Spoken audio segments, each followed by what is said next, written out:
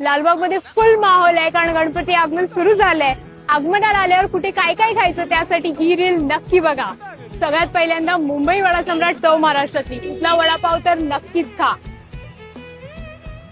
त्यानंतर जयंत भेलपुरी हाऊसचा ओजी रगडा पॅटीस तर मस्ट ट्राय करा. जर तुम्ही समोसा लवर असाल तर संजय फरसाण मार्टचा समोसा ट्राय करा. ऑथेंटिकेट महाराष्ट्रीयन पदार्थ खायचे आहेत तर न्यू आनंद भुवनला नक्की व्हिजिट करा. काहीतरी झणझणीत चमचमीत खायचं असेल ना तर मार्तंडच्या मिसळला तोडच नाहीये.